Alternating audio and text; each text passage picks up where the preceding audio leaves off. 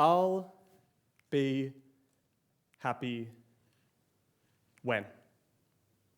When I finish university, when I get a new job, when I quit that job because it wasn't actually that good, when I start a business, when I make more money, when I have a holiday, when I find a partner, or maybe when it's the weekend.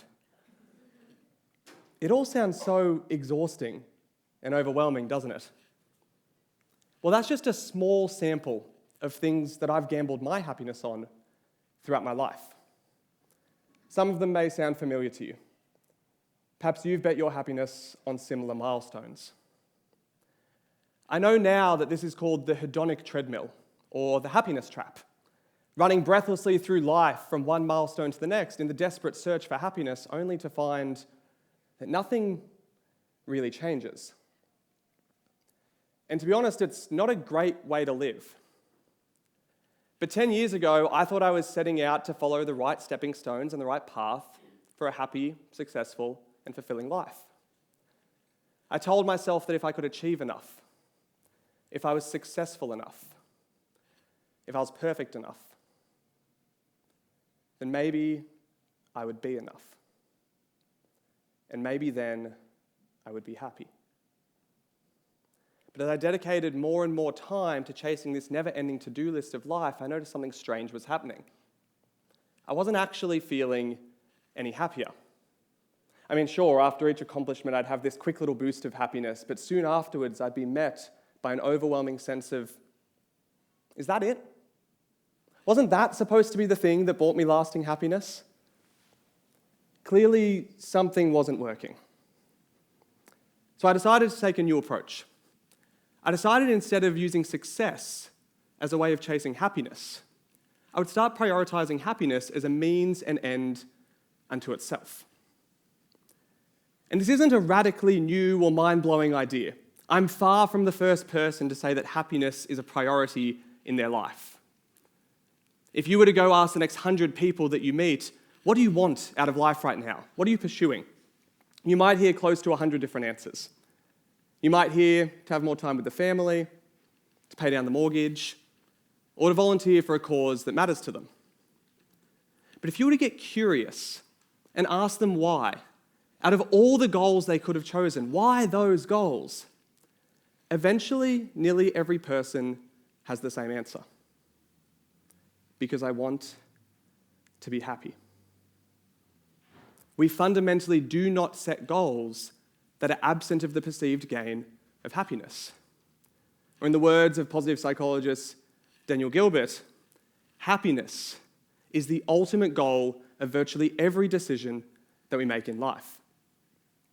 And this notion of chasing happiness is so core, so foundational to our nature as human beings, that it has withstood the test of time.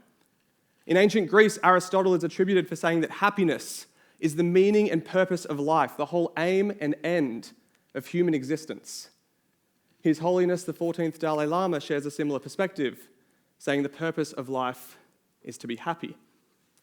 And in the United States Declaration of Independence, the founding fathers enshrined the pursuit of happiness as an inalienable human right. So if happiness has mattered to humanity for so long, why does happiness elude us? This question has formed the foundation of my life, both personally and professionally, for 10 years now. It's led me to study the science of happiness, to work personally with people around the world to better understand their happiness, and to partner with organizations to measure and enhance the happiness of their employees. It's from this blend of academic research and real-world experience that I've noticed three common trends, three mistakes and misconceptions that people tend to make about what it takes to live a happier life. And they're three mistakes and misconceptions that I too, at one point or another, have made in my life. And these are the mistakes that I'd like to share with you today, as well as their solutions. But before we get to that, let's jump back to my younger self, eagerly setting off on this new approach to life, to prioritize happiness. Well, immediately, I encountered a pretty significant problem. I had no idea what happiness was. Everything that I thought would make me happy up until that point had let me down, and now I was staring at a blank canvas. And it turns out it's quite hard to prioritize something if we don't first define it. Unfortunately, though, when I Googled the dictionary definition of happiness, this is what I was met with. Happiness. Noun. The state of being happy. Maybe it would make more sense if they put it in a sentence for us. This is what greeted me. He struggled to find happiness in his life, which not only feels a little personal, but it's also not very enlightening or inspiring, is it? So instead, I turned my attention to the wide world of self-help. I was desperate for books, seminars, gurus, articles, podcasts, anything that promised to give me a step-by-step recipe for a happier life. And thus I made mistake number 1. Chasing other people's definitions of happiness. Because here's the thing. There's no such thing as a one-size-fits-all answer for a happy life. At least not one that's going to work for 8 billion people on the planet. These days when I ask people what happiness looks like to them, I'm often first met with generic and canned answers. They share with me what their parents expect of them, or what society says they should achieve by a certain age. But every so often, if I can dig past that first answer, past the surface level response, I'm met with a glimmer of authenticity. A moment where someone opens up and shares their personal definition of a happy life. It's a remarkably human and vulnerable experience, and it's one I believe we should all strive for more often. Over the years, I've been deeply blessed to be able to experience this with people around the world. From the star-studded skies of the Elqui Valley in Chile, to the bright city lights of Ho Chi Minh, Vietnam. From the untouched natural wilderness and beauty that is Toro Toro National Park in Bolivia, through to the vibrant street carts of Cambodia. Inside each and every one of us is a unique personal definition for what a happy life looks like on our terms, a blueprint for happiness. And I believe it is our responsibility to uncover that blueprint and try to live a little more in alignment with it. Because if we can do that, if we can recognize that we have something inside of us, a little guiding compass that says, hey, this is the life that we are meant to live that's truly authentic to us, we make a difference. But I will warn you, as you start to uncover your happiness blueprint, it is very, very easy to fall back into our old friend, the Honic Treadmill, the happiness trap. We start to tell ourselves, I'll be happy when I tick off all the boxes on this blueprint that I've started figuring out. And thus we make mistake number 2, treating happiness as an outcome. This modern, productivity-obsessed, capitalistic society that we've all been raised by likes to portray happiness as something to be earned, as an outcome of success, achievement, and accomplishment. But over the years, I've come to challenge and ultimately reject that notion. And so if happiness is not something to be earned, it's not an outcome of success and accomplishment, then pray tell, what is happiness? For me, happiness is a series of skills. Skills such as emotional intelligence, compassion, empathy, communication, self-awareness. Research shows that these soft skills, and I prefer to call them human skills, these are the skills that lead to happier human beings. But they're often the skills that are most overlooked and underdeveloped. If we do allow ourselves, though, to treat happiness as a series of skills, it gives us permission and space to practice happiness imperfectly. After all, we know that when learning a new skill, we're going to stuff it up along the way. I've never met someone who picked up the guitar, strummed it once, and was instantly Jimi Hendrix. We also know that practicing these skills, and thus practicing happiness, is going to take time. We don't plant a seed in the garden, water it once or twice, come back the next morning, and then cry to the heavens that it hasn't delivered fruit yet. We're patient and consistent in our approach. If we can take this approach to happiness, allowing ourselves to be patient, consistent, seeing it not as an outcome of success, but as a skill set to be practiced, over time, we reap the rewards. See, despite what the dictionary says, I fundamentally do not believe that happiness is a noun. It's something that we practice. It's something that we do.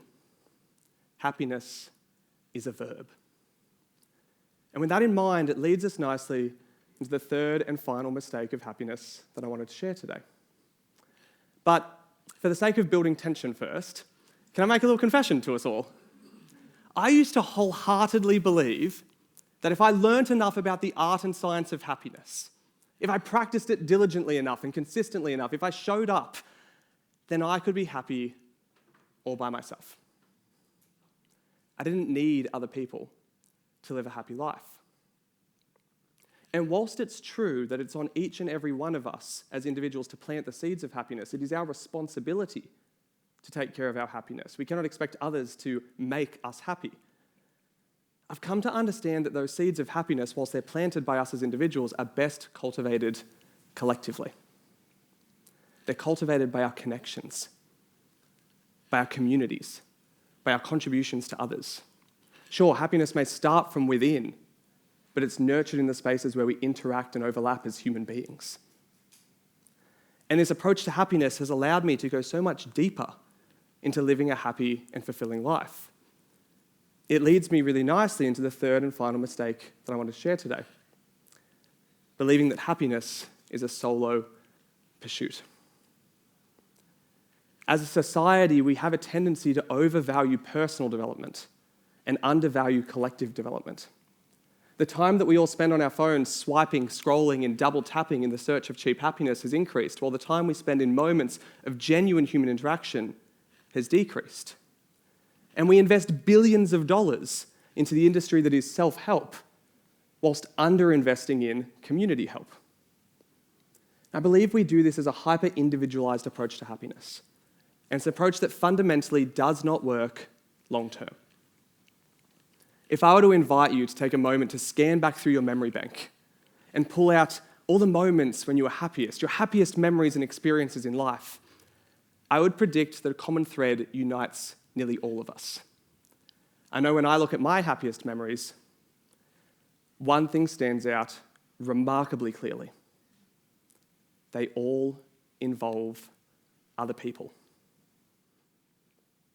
And this collective approach to happiness creates space for so many beautiful benefits to come through. It reminds us that we are one piece of a much larger puzzle.